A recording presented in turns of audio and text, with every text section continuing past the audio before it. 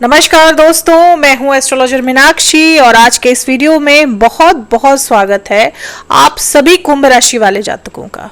दोस्तों 13 अगस्त को एक बहुत ही महत्वपूर्ण घटना घटने जा रही है। बृहस्पति जो कि आपके 5वें भाव में मिथुन राशि में विराजमान है, बृहस्पति नक्षत्र परिवर्तन करने जा रहे हैं। बृहस्पति पुनर्वसु नक्षत्र में प्रवेश करेंगे 13 अगस्त को। उससे पहले यानी अभी तक बृहस्पति राहु के नक्षत्र आद्रा नक्षत्र में चल रहे थे। राहु के नक्षत्र में बृहस्पति देव अच्छे परिणाम नहीं देते हैं, कहीं ना कहीं अंधेरे में घिर जाते हैं बृहस्पति देव, जिस वजह से उनके जो पॉजिटिव रिजल्ट हैं वो आपको नहीं मिल पाते। अभी शनि की 7.5 चल रही है आपकी, और शनि आपके दूसरे भाव में वक्री चल रहे हैं। 7.5 का ये अंतिम दौर है। आपने पिछले कुछ सालों में बहुत कुछ खोया है, बहुत सारी कठिनाइयों से गुजरे हैं कुंभ राशि वाले लोग। लेकिन ये जो नक्षत्र है पुनर्वसु नक्षत्र, नया जीवन देने का काम करेगा आपको। पुनर्वसु यानी कि रीस्टार्ट, रिहैबिलिटेशन, एक बिगिनिंग, एक नई शुरुआत, पुनर्वास होता है आपका। यानी आप अभी तक जो थे उससे अब बिल्कुल नई तरह की जिंदगी आप जिएंगे। पुराना सब कुछ पीछे छूटेगा और एक नई शुरुआत ही करेंगे आप अपने जीवन की। बृहस्पति आपके 5वें भाव में बैठे हुए हैं, त्रिकोण में बैठे हुए हैं, और यहां से वो अपनी दृष्टि डाल रहे हैं आपके 11वें भाव में, आपके 9वें भाव में और आपके पहले ही भाव में। बहुत महत्वपूर्ण है बृहस्पति की ये प्लेसमेंट आप सभी कुंभ राशि वाले जातकों के लिए।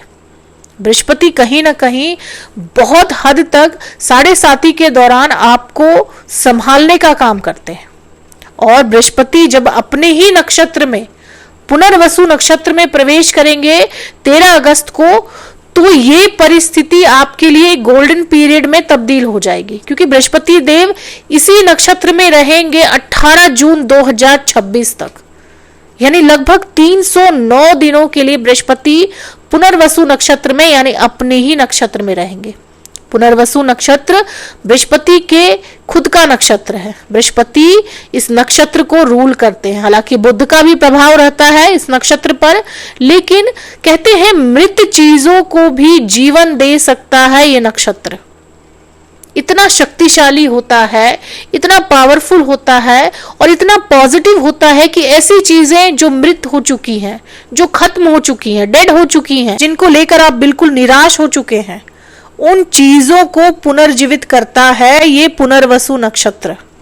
तो आप समझिए कि बृहस्पति के इस नक्षत्र में आने से आपके जीवन में कितने बड़े बड़े बदलाव आ सकते हैं।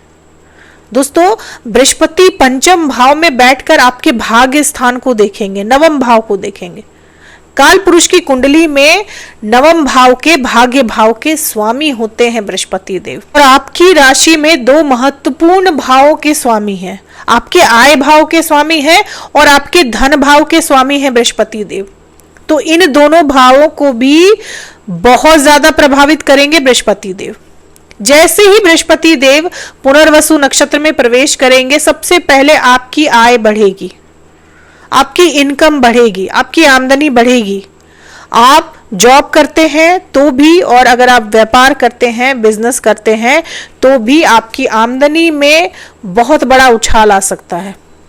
हो सकता है कि अभी तक आप जो कर रहे थे, जो जॉब आप कर रहे थे, जो व्यवसाय आप कर रहे थे, उससे हटकर बिल्कुल कुछ नया शुरू करें। अगर जॉब स्विच करने की सोच रहे थे तो आप चाहे ना चाहे ये परिस्थितियां कुछ ऐसी बन जाएंगी कि आप जॉब स्विच करेंगे और नई जॉब में आपको तनख्वाह ज्यादा मिल सकती है, आपकी इनकम ज्यादा हो सकती है, आपको नया पद मिल सकता है, नई जिम्मेदारियों के साथ मिल सकता है। और ये बदलाव आपके लिए पॉजिटिव भी रहेगा, आपके भविष्य निर्माण का काम करेगा। अगर आप व्यापार करते थे तो अभी तक जिन चीजों का आप व्यापार कर रहे थे उससे कुछ हटकर, बिल्कुल हटकर कुछ और नया शुरू कर सकते हैं। या तो साथ साथ शुरू कर सकते हैं या पुराने वाले को छोड़कर कुछ नया शुरू कर सकते हैं। और ये जो नया आप शुरू करेंगे ये आपकी लाइफ का एक बहुत बड़ा टर्निंग पॉइंट हो सकता है। एक ऐसा टर्निंग पॉइंट जहां से आगे बढ़कर आप आने वाले समय में, आने वाले 1 वर्षों में कुछ बहुत बड़ा अचीव कर सकते हैं, बहुत बड़ा बदलाव लेकर आ सकता है ये नक्षत्र परिवर्तन कुंभ राशि वाले लोगों के जीवन में। दोस्तों, बृहस्पति की दृष्टि आपके भाग्य भाव पर पड़ेगी और ये परिस्थिति आपके भाग्य में आ रही रुकावटों को जरूर दूर करेगी, क्योंकि 7.5 जब चलती है तो भाग्य में रुकावटें आती है। शनि कहीं ना कहीं चीजों को डिले करते हैं। आप जिन कामों को करना चाहते हैं उसमें रुकावटें आती हैं, बाधाएं आती हैं और आपके काम बनते बनते बिगड़ जाते हैं, या फिर आप आखिरी समय में खुद ही गिव अप कर देते हैं कि मैं ये नहीं कर पाऊंगा। तो ऐसे काम जो आपने छोड़ दिए, जिससे बिल्कुल निराश हो चुके थे, अब आपकी उम्मीद खत्म हो चुकी थी कि ये काम नहीं हो पाएगा, वो काम अब आपका बनेगा, क्योंकि भाग्य का साथ मिलेगा और नक्षत्र परिवर्तन के बाद बृहस्पति बहुत मजबूत स्थिति में रहेंगे। तो भाग्य के साथ से आपके जीवन में आ रही सभी रुकावटें दूर होंगी, आपके काम अब बनेंगे। अगर कोर्ट कचहरी का कोई डिस्प्यूट आपका चल रहा था और आपको लग रहा था कि इसमें मेरी जीत नहीं हो सकती, तो अचानक से ऐसी परिस्थिति आएगी कि जो मामला है वो आपके पक्ष में हो सकता है।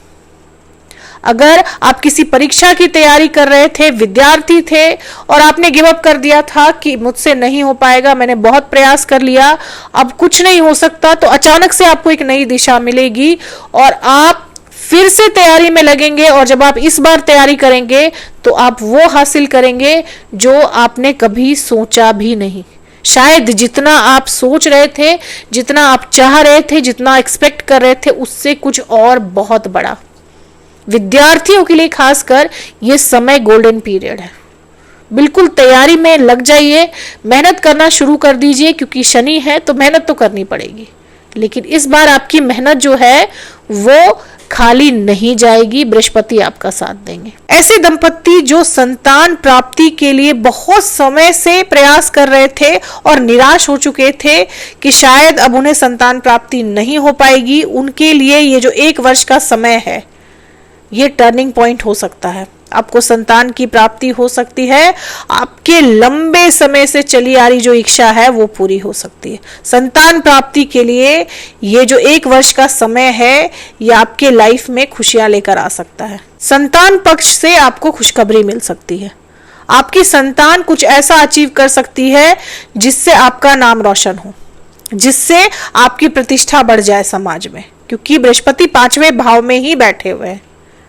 अब दोस्तों, बृहस्पति की 9वीं दृष्टि आपके पहले भाव पर पड़ रही है। यहां पर राहु पहले से ही बैठे हुए हैं, तो सेहत से संबंधित परेशानियां आपको जरूर चल रही होंगी, जरूर परेशानियां आ रही होंगी आपके सेहत को लेकर आपको, तो उन परेशानियों से अब आपको छुटकारा मिलेगा।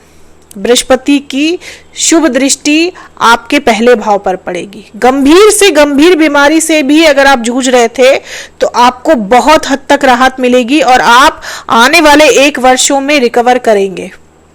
आपकी हेल्थ जो है वो रिकवर करेगी, आपको राहत मिलेगी। आपके कष्टों से बृहस्पति आपको बाहर निकालेंगे, एक नया जीवन देंगे, पुनर्जीवन देंगे आपको बृहस्पति देव। दोस्तों, बृहस्पति आपके दूसरे भाव के धन भाव के स्वामी हैं और बृहस्पति पुनर्वसु नक्षत्र में प्रवेश करेंगे। धन से जुड़ी समस्याएं जो आपके जीवन को बिल्कुल नरक बना चुकी थी, क्योंकि शनि दूसरे ही भाव में वक्री हो गए हैं, धन से जुड़ी बहुत बड़ी बड़ी समस्याएं आपको देखनी पड़ रही होंगी और शनि के वक्री हो जाने के बाद ये परेशानियां कहीं ना कहीं बहुत ज्यादा बढ़ गई होंगी, क्योंकि शनि दूसरे ही भाव में वक्री हो चुके हैं, खर्चे बढ़ गए होंगे आपके, तो ये परेशानियां भी आपकी खत्म होंगी। रुपए पैसे के मामले में बृहस्पति की, गुरु की ये स्थिति आपको संभालने का काम करेगी। धन आगमन होगा, आपकी इनकम बढ़ेगी। अब दोस्तों, यहाँ धन आगमन से मेरा मतलब ये नहीं है कि कहीं से आपको खजाना मिल जाएगा, आपको काम मिलेगा, आप काम करेंगे और आपकी आमदनी अब बढ़ेगी। आप कर्म करेंगे और उस कर्म से जो आपको आमदनी मिलेगी वो बढ़ेगी।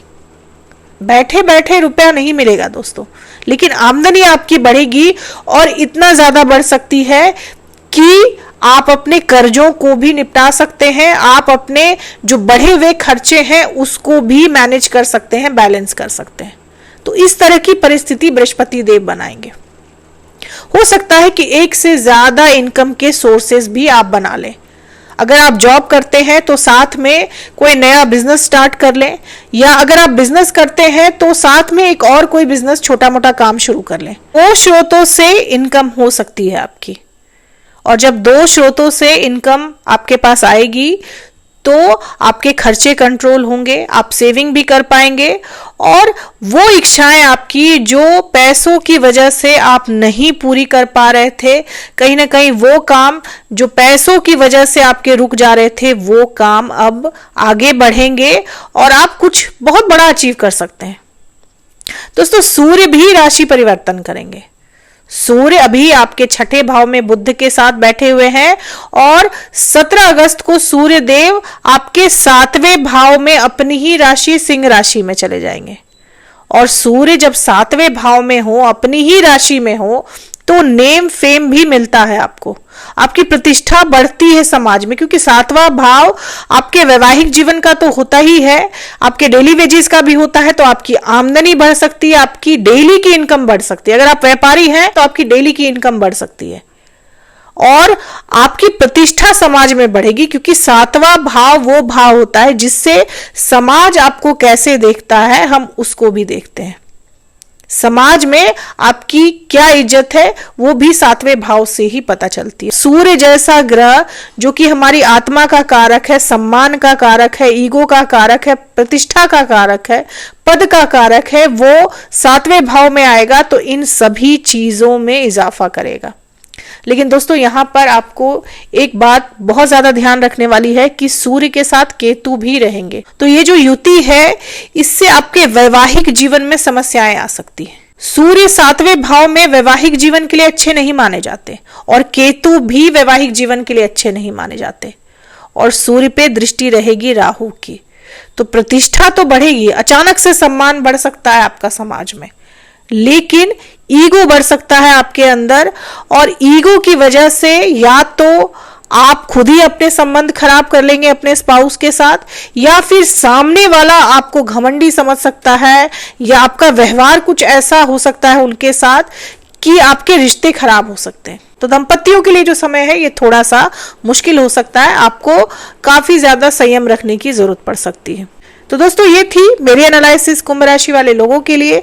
उम्मीद करती हूँ कि वीडियो से आप लोगों को काफी हेल्प मिली होगी। अगर वीडियो से हेल्प मिली हो तो चैनल को सब्सक्राइब करें, लाइक करें, शेयर करें, कमेंट करें और बेल आइकन जरूर दबा दें दोस्तों। तब तक के लिए जय माता दी, जय श्री राम।